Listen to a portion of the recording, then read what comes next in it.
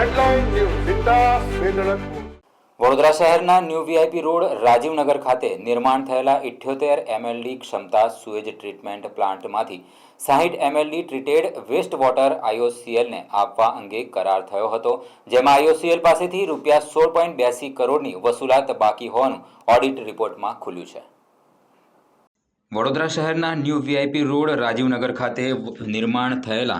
78 MLD ક્ષમતાના sewage treatment પ્લાન્ટમાંથી 60 MLD treated waste water આઈઓસીએલને આપવા અંગે કરાર થયા હતા, જેમાં આઈઓસીએલ પાસેથી ₹16.82 કરોડની વસૂલાત બાકી હોવાનું ઓડિટ રિપોર્ટમાં ખુલ્યું છે। રાજ્ય સરકાર દ્વારા વેસ્ટ વોટરની પોલિસી અંતર્ગત પાલિકાએ આઈઓસીએલ સાથે 60 એમએલડી ટ્રીટેડ વેસ્ટ વોટર અંગેનો કરાર કર્યો હતો, જેમાં આઈઓસીએલ પાસેથી પાણી ચાર્જ, ઓપરેશન મેન્ટેનન્સનો ખર્ચ, કેપિટલ ખર્ચ, જમીનનું ભાડું તેમજ લાઇટ બિલની વસૂલાત કરવાનું નક્કી કરાયું હતું। વડોદરા મહાનગરપાલિકા અને આઈઓસીએલ વચ્ચે થયેલા કરાર મુજબ જો સમય મર્યાદામાં ચૂકવણું ન કરવામાં આવે તો આરબીઆઈના રેપો રેટ મુજબ વ્યાજ વસૂલવાનું હોય છે। આઈઓસીએલને જાન્યુઆરી 2024થી ઓગસ્ટ 2024ના વોટર સપ્લાય તેમજ ઓપરેશન અને મેન્ટેનન્સના ચાર્જના બિલ રજૂ કરવામાં આવ્યા હતા અને ચૂકવણું મોડું કરવામાં આવેલું હતું, જેનું વ્યાજ વસૂલવામાં ન આવ્યું હોવાનું પણ ઓડિટમાં રિપોર્ટમાં સપાટી પર આવ્યું છે। આ સિવાય ટ્રીટેડ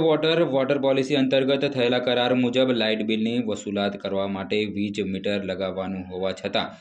લગાવ્યું નથી, જેથી ઓક્ટોબર 2023થી ડિસેમ્બર 2023 સુધીના સમયગાળાનું ₹20 લાખ બિલની વસૂલાત બાકી હોવાનું ચર્ચાઈ રહ્યું છે। જોકે પાલિકાના નેતા મનોજ પટેલ આ મામલે શું કહી રહ્યા છે, આવો સાંભળીએ। એસટીપીની અંદરથી જે ડ્રેનેજનું ટ્રીટેડ વોટર આજુબાજુની કંપનીઓની અંદર પાણીના વપરાશમાં જાય એનું સર્વોત્તમ ઊંચું પગલું ભરવામાં આવ્યું છે વડોદરા મહાનગરપાલિકા દ્વારા, અને એની માટેનો જે પણ પ્લાન્ટ નાખીએ અને એ જે પાણી સપ્લાય છે એની માટેના આઈઓસીએલ અલગ અલગ કંપનીઓ જોડે એક અભિયાન થયું હતું। એ અંતર્ગત એ ટ્રીટેડ વોટર વેચાણ થાય અને એના પૈસા એક આવકના સ્વરૂપની અંદર આવે એ પ્રમાણેનું સૌથી ઉત્તમ પગલું લેવામાં આવ્યું હતું। હવે એ જે પૈસા લેવાની વાત છે વહીવટી પ્રક્રિયા છે, અને વહીવટીના પ્રક્રિયાના ભાગરૂપે જે પણ પૈસા બાકી નીકળતા હોય એ આવવા જોઈએ, લેવા જોઈએ, પરંતુ અત્યારે જે પૈસાની વાત ચાલે છે ઓડિટ રિપોર્ટની આધારે, માર્ચ મહિનાના ઓડિટ રિપોર્ટને આધારે આઈઓસીએલ દ્વારા આટલા રૂપિયા બાકી છે એ જણાવવામાં આવ્યું છે, પણ અધિકારી પાસેથી જે માહિતી મળી છે એ પ્રમાણે આટલું મોટું લેનું બાકી નથી। અને જે લોકો જોડે એમઓયુ કર્યું હતું એની પહેલાંનું જે ટ્રીટેડ વોટર સપ્લાય થયું છે એ ટ્રીટેડ વોટરનું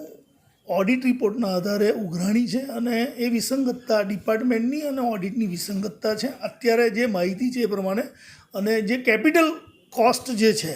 એ કેપિટલ કોસ્ટ એમઓયુ થયું હતું એની લાસ્ટ ડેટ 25 ઓગસ્ટ સુધી છે। 25 ઓગસ્ટ સુધી કેપિટલ કોસ્ટના ₹10 કરોડ પણ આવી જશે, અને જે ટ્રીટેડ વોટરનું બિલ હતું ₹3 કરોડ એ પણ ભૂતકાળમાં આવી ગયું છે। એટલે આમ જોવા જઈએ તો અધિકારીના કહેવા પ્રમાણે, ડ્રેનેજ સુએજ ટ્રીટમેન્ટ પ્લાન્ટના અધિકારીના કહેવા પ્રમાણે એવું કોઈ બાકી નથી, પણ ઓડિટની બેલેન્સ શીટની અંદર માર્ચ મહિના પહેલાં રિપોર્ટના આધારે આવી કોઈ એમાઉન્ટ બાકી દેખાતી હતી। ત્યાર પછી આઈઓસીએલના અધિકારીઓ જોડે પણ એ લોકોએ બેઠક કરેલી છે, અને એ પ્રમાણેના જે પણ લેના નીકળે છે અત્યારે એ લેના માટેની વાતચીત ચાલે છે, અને આગામી દિવસમાં કેપિટલનો જે હપ્તો જે છે એ લોકોએ જે કેપિટલ કોસ્ટની અંદર 5 વર્ષના એમઓયુ પ્રમાણે જે હપ્તા આપ્યા છે એ હપ્તાનો જે બીજો ઇન્સ્ટોલમેન્ટ છે એ 25 ઓગસ્ટ પહેલાં આવવાનો છે, એટલે નજીકના દિવસમાં એ પણ ₹10 કરોડનો હપ્તો આવશે।